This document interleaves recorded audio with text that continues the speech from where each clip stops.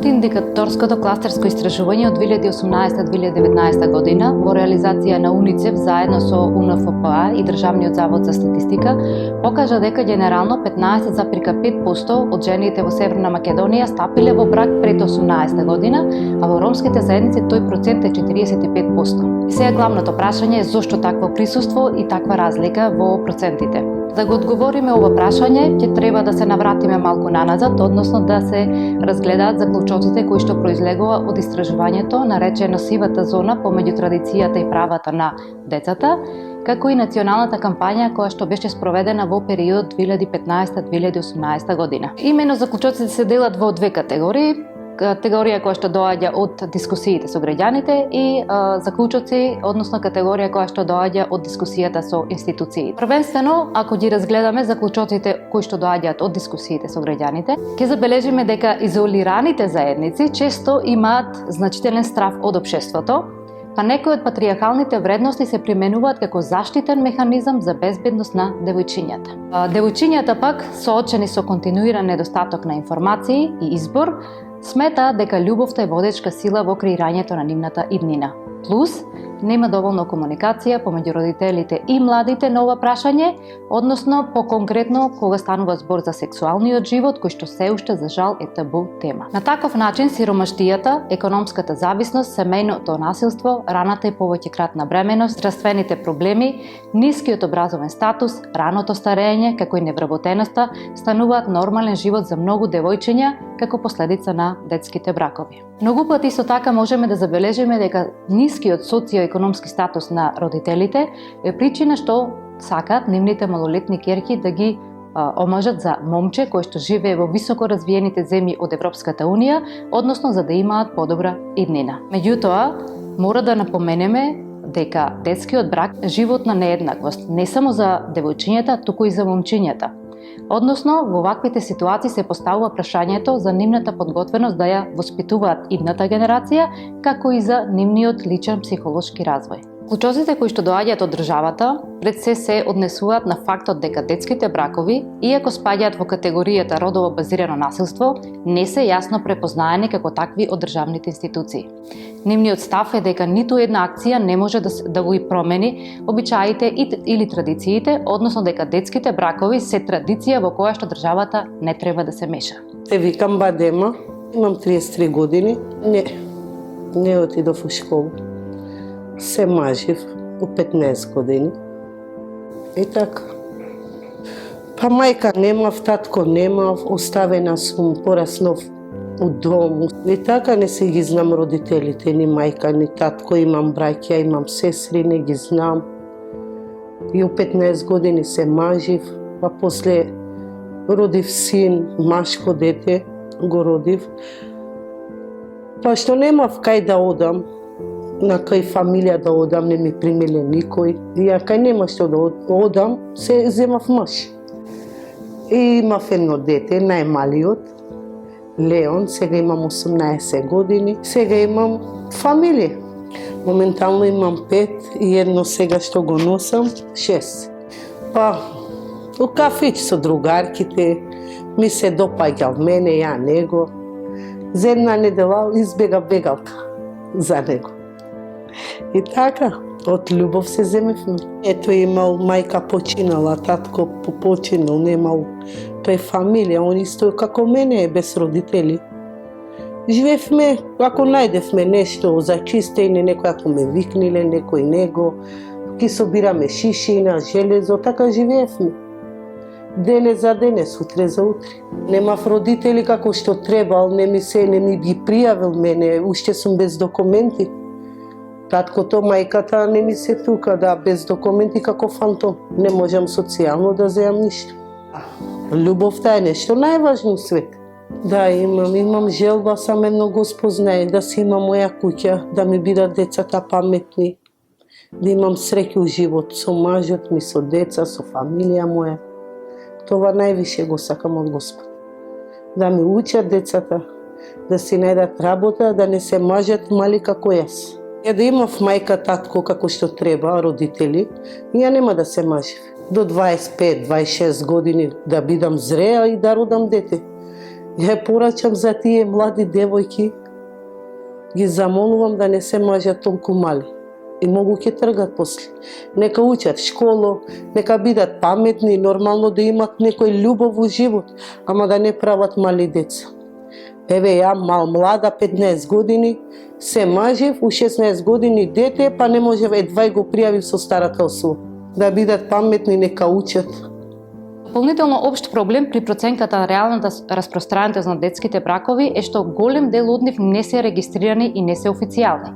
Па затоа не се сметаат како дел од стандардниот систем за собирање податоци, а на тој начин не може да се креира конкретна политика. Многу ретко се забележува дека прашањето е поврзано со деца кои не се доволно зрели самостојно да одлучуваат, односно дека немаат зрелост за целосна согласност. Затоа државата е таа која преку законски прописи и акти на институциите треба да ги заштити во рамките на утврдените норми за правата на децата и нивните најдобри интереси. Врз база на сите овие заклучоци кои што се спроведоа во соработка на граѓанското општество и меѓународните организации, во декември 2018 година беше воведена нова измена на кривичниот законник со што вонбрачната заедница од 18 години е кривично дело. Следува измени и дополнување на Законот за основно образование во август 2019 година, во кој јасно стои дека треба да се собираат податоци за причините поради кои учениците го напуштаат училиштето. Законот предвидува дека треба да се забележи причината за напуштањето на училиштето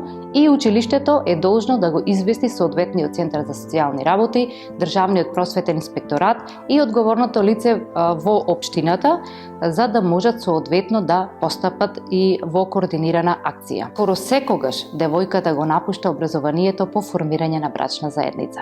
Потребно истите промени да се применат и во Законот за средно образование. Исто така, неопходно е усогласување на Законот за семејство со кривичниот законник со цел експлицитно да се обезбеди минималната возраст од 18 години за едно лице да живее во сите форми на брачна заедница. Согласно Конвенцијата за правата на детето, за дете се смета секое лице под 18 години. Па од тука за малолетнички брак ќе го сметаме секој брак со лице под 18 години. И во нашето законодавство е така, па согласно Законот за семејство, лице кое што не навршило 18 години не може да склучи брак.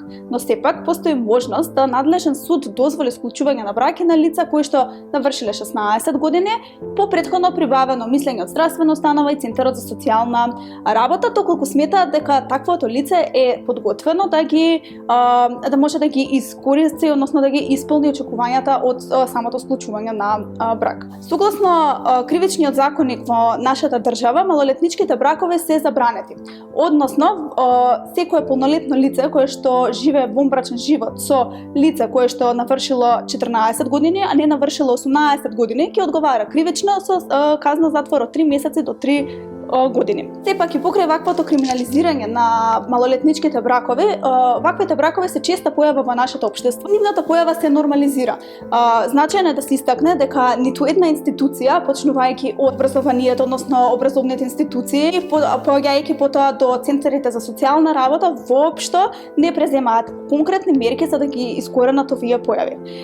Во последните заклучни согледувања кои што ги објави Комитетот за правата на детето за Република Северна Македонија во септември 2022 година ги препозна малолетничките бракови како проблем во нашето општество и истакна дека државата мора да преземе насочени мерки за да ги искорени ваквите малолетнички бракови, но и штетните последици кои што произлегуваат од нив, особено фокусирајќи се на ромската популација.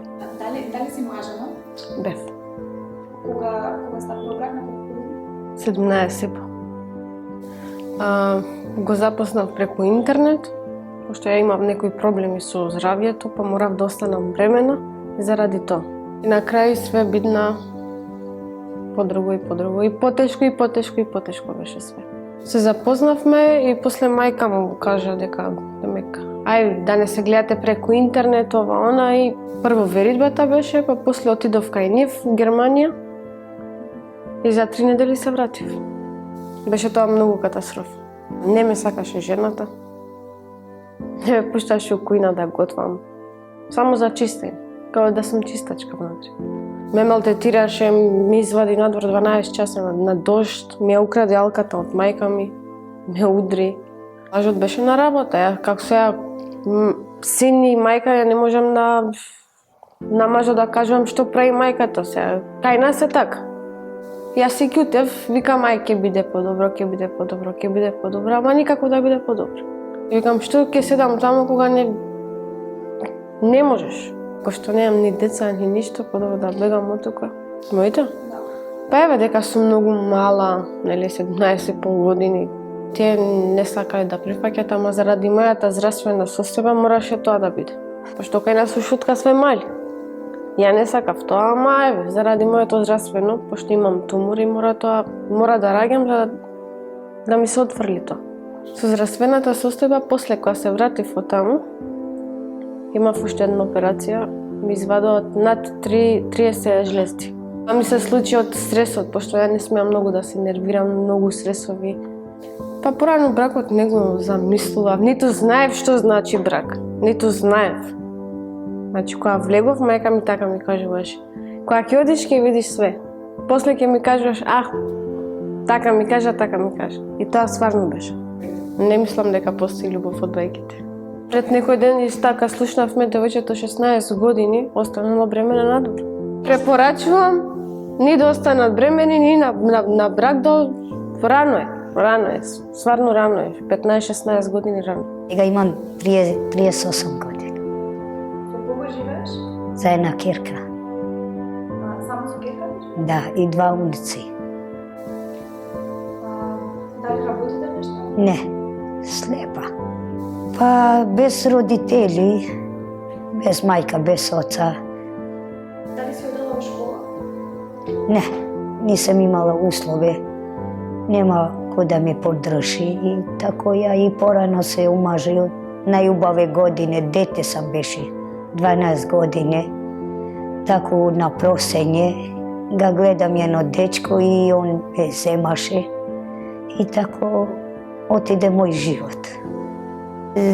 Нисам имала излез одакле. Кад немаш родители, немаш главу кај да ставиш, он имаше едно дом, една соба и тако ходник, тако. Колку само да ставим главу на njega, кад немаш кај да идеш.